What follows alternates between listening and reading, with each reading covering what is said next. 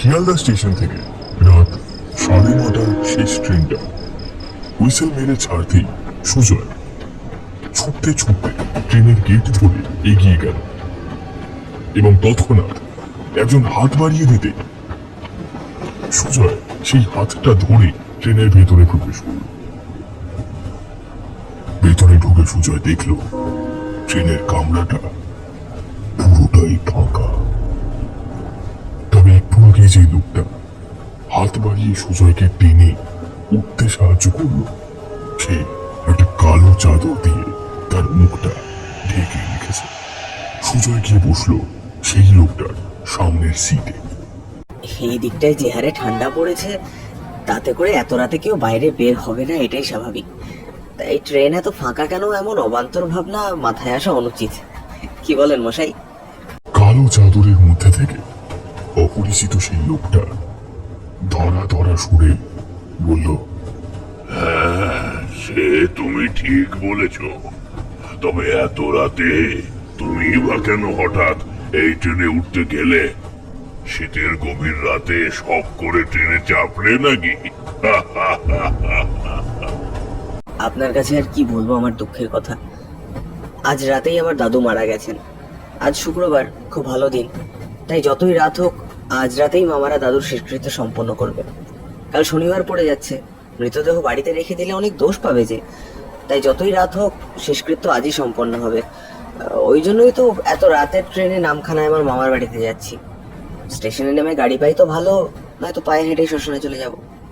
সবটা শুনে সেই চাদর মুড়ে দেওয়া লোকটা কেমন যেন গম্ভীর ভাবে বলে উঠল, দাদু মারা গেছে বলে আজ এত শীতের রাতেও তড়ি ঘড়ি মামার বাড়িতে ছুটে যাচ্ছ? তবে 2 বছর ধরে এত কাকুতি বিনতি করার পরেও দাদুকে একবার দেখতে যাওয়ার সময় পেলে না। এই হলো তোমার গাফিলতি।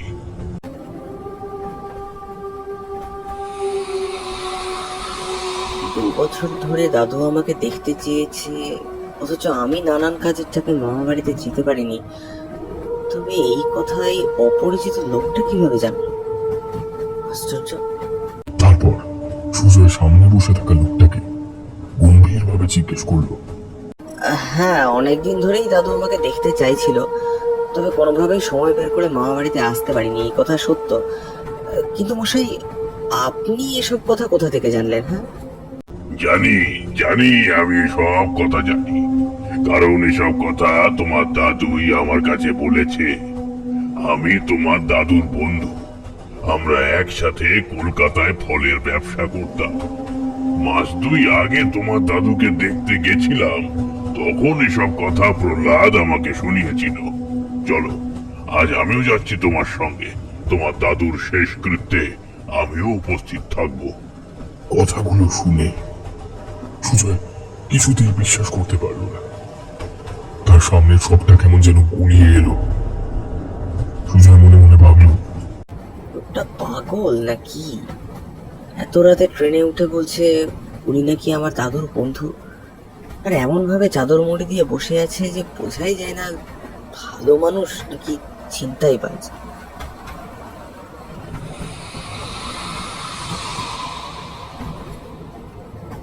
তো আপনি বলছিলেন যে মাস 2 আগে আপনি আমার দাদুকে দেখতে গিয়েছিলেন, তো সেখানে গিয়ে কি দেখলেন? দেখলাম আমার বিপত্নিক বন্ধু প্রহ্লাদ 2 ছেলে 2 বৌমার তীব্র অবহেলায় তিলে তিলে কেমন করে শেষ হয়ে যাচ্ছে। তো আপনি যখন দেখলেন আমার দাদু এতটা কষ্টে আছে, তো তাকে সঙ্গে করে আপনার বাড়িতে নিয়ে আসলেন না কেন? কিংবা আমাদেরকে খবর দিতে পারতেন, আমরা এসে আমার দাদুকে নিয়ে যেতাম। এইসব কথাবার্তার মাঝে ট্রেনটা চলে এসেছে সোনারপুর জাংশনে। ট্রেনের লাইন পরিবর্তনের কারণে ভিতরে জ্বলতে থাকা টিউবলাইট গুলো হঠাৎ নিভে গিয়ে ক্ষণকালের জন্য সমগ্র ট্রেন জুড়ে নেমে আসে এক বিস্তীর্ণ অন্ধকার। বাইরের আকাশে তখন কৃষ্ণপক্ষের কাস্তে চাঁদ উঠেছে। চারিদিক একেবারে নিস্তব্ধ। এমন সময় হঠাৎ সুজয়ের মোবাইলটা বেজে ওঠে। সুজয় ফোনটা রিসিভ করে বলে, হ্যাঁ বড় মামা, বলো। ফোনের ওপার থেকে বড় মামার গলার কণ্ঠস্বর ভেসে আসে। আরে বাবা, কোথায় আছিস? নামখানা ট্রেনটা পেয়েছিলি তো? হ্যাঁ মামা, ট্রেন পেয়েছি। আমি এখন সোনারপুর আছি। তুমি চিন্তা করো না, আমি ঠিক পৌঁছে যাব। একটু আগে কম্পার্টমেন্টের আলো আবার জ্বলে উঠেছিল এবং সেই আলো হঠাৎ করে সুজয়ের চোখ গেল নিজের পায়ের দিকে। সে দেখে পায়ের কাছে ট্রেনের পুরো মেঝেটা লাল টকটকে রক্ততে ভরে যাচ্ছে এবং সেই সব রক্ত সামনে বসে থাকা সেই লোকটার পা থেকে দরদর করে বেরিয়ে আসছে। এ কি, এখানে তো রক্ত কিভাবে এলো? এই যে, ও মশাই, আপনার পা দুটো একবার দেখুন, বোধহয় কেটে টেটে গেছে, নাহলে তো রক্ত আসবে কোত্থেকে? কিন্তু সুজয়ের কথায় লোকটা বিশেষ পাত্তাই দিল না। বোধহয় বকবক করতে করতে চাদর মুড়ি দিয়ে ঘুমিয়ে পড়েছে। এইসব ভাবতে ভাবতে সুজয় হেট হয়ে লোকটার পায়ের চাদর সরাতেই দেখলো লোকটার পা দুটো সম্পূর্ণ উল্টো। অর্থাৎ দুটো পায়ের গোড়ালিটা সামনের দিকে এবং আঙুলগুলো পিছনের দিকে। এমন দৃশ্য দেখে সুজয়ের চোখ চরক গাছে উঠে গেল। হঠাৎ করে তার মনে পড়ল সেই ছোটবেলার কথা। ছোটবেলায় এইরকম কত গল্প সে শুনেছে যেখানে ভূতের পা নাকি উল্টো হয়। এসব ঘটনার পরিপ্রেক্ষিতে তার মাথাটা ভারী হয়ে আসছে। তার চোখের সামনে যেন নেমে আসছে অন্ধকার। এমন পরিস্থিতিতে সুজয় এখন কি করবে তা বুঝে উঠতে পারে না। প্রচন্ড ভয় সে আঁতকে ভাবতে থাকে, গভীর রাতে ট্রেনের মধ্যে কোন ফ্যাসাদে পড়লাম? হে ভগবান, আমার যে ভাই বুকের ভিতরটা ডিপটিপ করছে। এমন সময় সেই কালো চাদরের মধ্যে থেকে লোকটা বলে উঠল, ভয় পেও না, আমি আছি তো। তোমার কিচ্ছু হবে না, তুমি নিশ্চিন্তে ঘুমিয়ে পড়ো। কিন্তু সুজয় কি করে তাকে বলবে সেই তার ভয়ের কারণ? সুজয় নিজের সমস্ত মনন শক্তি ও একাগ্রতাকে সংগ্রাম করে একটু সরে গিয়ে একটা সিট দখল করে সেখানে পুরোটা জুড়ে শুয়ে পড়ল। রাত বাড়ার সাথে সাথে ট্রেনের জানলার বাইরে থেকে আকাশের কাস্তে চাঁদ গুটি গুটি পায় যেন এগিয়ে যাচ্ছে পশ্চিমে। শীতের কুয়াশায় বাইরের গ্রাম্য পরিবেশ একেবারে যেন ঢেকে যাচ্ছে। খেজুর গাছে ঝোলানো ভাঁড়ে টপ টপ করে রস পড়ছে, আর গ্রাম্য প্রকৃতির এই নৈসর্গিক নিস্তব্ধতা ভেঙে দিয়ে ট্রেনটা ছুটে চলেছে তার গন্তব্যের দিকে। অতঃপর ট্রেন এসে দাঁড়ালো নামখানা স্টেশনে। ট্রেনের ভিতর চাদর মুড়ি দেওয়া লোকটা সুজয়কে এখন ডাকছে, কই গো বাবু, ওঠো, এই যে নামখানা স্টেশন চলে এসেছে গো, কই গো ওঠো। লোকটার ডাকে ঘুম থেকে উঠল সুজয়, আর লোকটাকে দেখতে পেল না। ওই আপনি কোথায় গেলেন? আপনাকে তো দেখতে পাচ্ছি না। স্টেশনের শেষ প্রান্তে জমাট বাঁধা অন্ধকার। এই তো আমি এখানে, এই দিক দিয়ে এসো।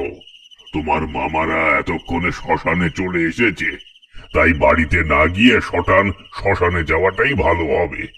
এদিকে আমার সঙ্গে সঙ্গে এসো। লোকটার কথা কেমন যেন খটকা লাগলো সুজয়। সে মনে মনে বলল, না, মামারা যে এখন বাড়িতে নেই, তারা দাদুর মৃতদেহ নিয়ে শ্মশানের উদ্দেশ্যে বেরিয়ে পড়েছে, এ কথা উনি নিশ্চিত করে কিভাবে বলতে পারেন?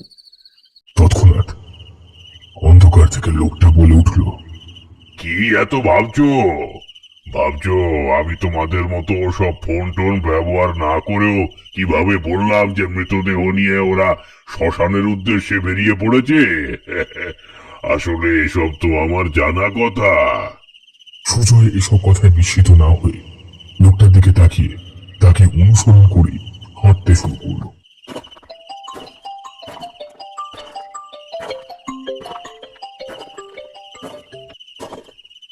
সুজয় বাবা, তুই স্টেশনে নেমে সোজা শ্মশানে চলে আয়, আমরা ওখানেই এসেছি। আচ্ছা মামা, আমি এক্ষুনি আসছি। এই সবেমাত্র স্টেশন থেকে শ্মশানে যাওয়ার রাস্তায় নেমেছি। এই বলে সুজয় ফোনটা কাটতে অন্ধকার থেকে সেই বয়স্ক লোকটা হাসতে হাসতে বলল, কি মিলল তো আমার কথা? এসো এসো, তাড়াতাড়ি পা চালিয়ে হেঁটে এসো। সুজয় আর কথা বাড়ালো না। সেই মন্ত্রমুগ্ধের মতো লোকটাকে অনুসরণ করতে লাগলো। আর এমন মুহূর্তে সুজয়ের মনে কয়েকটা কথা বারবার পাক খেতে লাগলো। ট্রেনের মধ্যে দেখা এই লোকটার উল্টো পা, এই লোকটার শরীর থেকে দরদর করে রক্ত বেরিয়ে আসা, এসব কি আমার চোখের ভুল নাকি ভ্রম? তবে লোকটার এই অন্ধকারে গা মিশিয়ে মিশিয়ে চলা, এটাও কি ভ্রম নাকি লোকটা আদৌ মানুষ নয়? কিন্তু যদি প্রেতাত্মা হয় তবে সে আমাকে কোনো ক্ষতি বা করছে না কেন? এইসব ভাবতে ভাবতে এবং লোকটার পিছনে হাঁটতে হাঁটতে সুজয় তার বড় মামাকে ফোন করলো এবং ফোনটা কানে ধরে ফিসফিস করে মামাকে জিজ্ঞেস করলো, বলছি মামা, দাদুর কি কোনো বন্ধু ছিল? এমন কোনো বন্ধু যিনি 2 মাস আগেও দাদুকে দেখে গেছেন? সুজয়ের এমন প্রশ্ন শুনে ফোনের উপার থেকে সুজয়ের বড় মামা বলে উঠল, না না, তোর দাদুর বন্ধু বলতে তো ওই পাড়া প্রতিবেশী কয়েকজন সমবয়সী লোক ছিল, বাইরের কোনো বন্ধু তো ছিল না। তবে এই 2 মাস তো দূরে যাক, 2 বছরেও তোর দাদুর সঙ্গে কোনো বন্ধু দেখা করতে আসেনি। কথাটা শুনে গায়ে কাঁটা দিয়ে উঠল সুজয়ের। ফোনের উপার থেকে বড় মামা বলল, আচ্ছা আমি রাখলাম, বুঝলি? তুই আয়, তারপর কে দেখতে এসেছে কে আসেনি সব বলবো। ফোনটা কাটার সঙ্গে সঙ্গে অন্ধকার থেকে বয়স্ক লোকটা প্রচন্ড অট্টহাসি করে উঠল। আমি কে তা জানার জন্য এতই উৎসাহ? তবে শোনো আমি কে। সঙ্গে সঙ্গে দূর থেকে ভেসে এলো শ্মশান যাত্রীদের কলরবের আওয়াজ। হরি হরি হরি হরি বল, বল হরি হরি বল। এমন সময় সেই লোকটা নিজের শরীরের উপর থেকে চাদর সরিয়ে দিয়ে বলল, দেখো দেখো আমি কে। সুজয় দেখল অন্ধকারের মধ্যে একটা আলোর জ্যোতি তার সামনে দাঁড়িয়ে আছে। তার দাদু প্রহ্লাদ। সেই জ্যোতি তার দাদুর শরীর থেকে ঠিকরে বেরিয়ে আসছে। দূর থেকে সেই হরিনাম সংকীর্তন এখনো শোনা যাচ্ছে। এত রাতে তুই ঠিকঠাক আসতে পারবি কি পারবি না, তাই আমার মৃত্যুর পরেও আমার শরীর ছেড়ে আত্মাটা বেরিয়ে গিয়েছিল তোকে এগিয়ে আনার জন্য। সামনেই শ্মশান, তুই চলে এসেছিস। যা, শেষবারের মতো আমার মুখটা অন্তত দেখে নে। আর কিছুক্ষণ পরেই যে তোর বড় বাবা আমার মুখে আগুন দেবে, তখন আর শেষ দেখা হবে না। যা, তাড়াতাড়ি যা, গিয়ে শেষ দেখা দেখে নে। আমি এলাম।